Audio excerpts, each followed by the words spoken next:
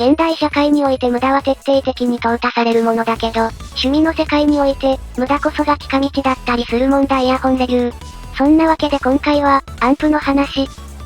さて、今回紹介するのは、コルグのヘッドホンアンプ、コルグ HAS だ。ケーブルなくしてノイキャンつけてという無線化の流れに真っ向から対抗する、真空管アンプだぞ。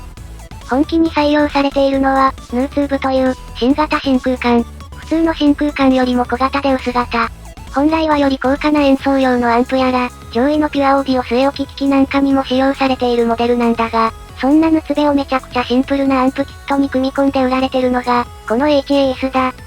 真空管アンプで、アナログ入力、アナログ出力というシンプルな構成なんだが、低価格モデルに比べてノイズが少なく、低価格真空管アンプっぽい温かみのある音、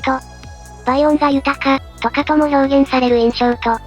高音域がノイズで丸まらない、現代音源に見合った能力を、この缶ケースの中に閉じ込めた、面白い一台だ。値段も2万円以下と、かなり単体でお値段が張る、ヌーチューブを採用していることを考えると、真空管アンプとして持っていて損はない、面白い一台になっているぞ。また、本機の面白いところが、組み立て式なところ。組み立て式、といっても、電子工作につきもののハンダ付けは一切必要ない。数年前にプラモデル作ったきりの僕でも15分くらいで完成してしまったが、基板実装をじっくり眺めたり、どんな構造になっているか観察できるのは素直に楽しい。必要な作業は、本体をケースにネジで固定する、本体とヌツベの基板をケーブルでつなげる、そしてヌツベを保護するためのクッションをペタペタ貼り付けるだけだ。シール貼ってネジとどめたら完成。ハンダ付けは不要、という感じなので、持ったリンゴ全部握りつぶしちゃう系男子以外なら安心して購入できるぞ。組み立てた後もケース内はいつでも観察できるデザインも秀逸。組み立て式は完成品に比べてどうしても厚みが出ちゃうが、それでも常識的なサイズだと思うな。最小クラスのコンパクトデジタルカメラみたいなハンドリングだ。駆動も単3電池2本とシンプル。アルカリ2本で、9時間くらいの動作時間となっているぞ。ヌーチューブは普通の真空管に比べて省電力なので、この動作時間、というわけだな。いざしっかり組み立ててしまえば、自作キット感はほとんどなく、普通のアンプとほぼ変わらないがっしりした仕上がり。電池交換時も工具は不要で、手回しできるネジが蓋には採用されてるぞ。クリアな蓋から、動作時のヌーチューブの光が漏れるのも、マニア心をくすぐるな。さて、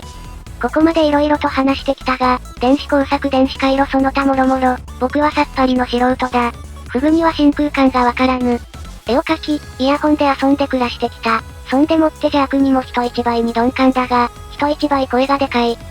というわけで、今回は、そこら辺のこと何もわからないで掴むと満足できるか、という視点から見てもらえると嬉しい。無知の知ってやつだな。さて、これくらいの価格帯の中華アンプは、どれもこれも温かみのある音。いかにもレトロな音源が多いんだが、HAS はそんな僕みたいな素人が想像する真空管の音ではなく、高音域はしっかりザラつきなんかも残る音。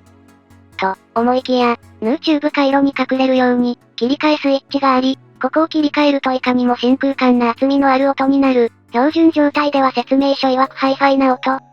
確かに、現代音楽とかに対応するには初期状態の方が好み。逆に、いかにも真空管、というイメージの音にも簡単に変更することができるぞ。このスイッチは蓋を開けた上で奥まった部分を操作する必要があるので、外出中に気軽に変えられない点は注意しよう。豊かな低音域側と、音がくっきり出る近年の楽曲にもしっかり対応できる音質が両取りされていて、解像感を落とさずに低音域の厚みを得たい人におすすめだ。唯一、ノイズが発生したのは、Bluetooth レシーバーと重ねて使った時。ただし、これはプラスチック側の面に接触させた時だけ。金属面側に重ねた時にはこの問題は発生しなかったので、ちょっと工夫すればノイズなしで聞けるぞ。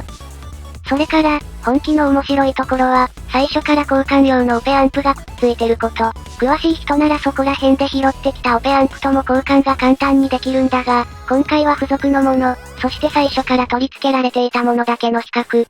初期付属のものの方がより感触的で、わかりやすい音。逆に、もっとしっとりした音が欲しい場合は交換してみると面白い。ケーブル交換、イヤホン交換と同様、オペアンプ交換も沼の一つとして数えられるが、HAS はそういった、いじってみたい部分を全部簡単にアクセスできるようにしているところが、組み立てモデルとして発売している狙いなんじゃないかな。というわけで、初心者にもとっつきやすく、上級者は簡単にいじり回せる面白い1台。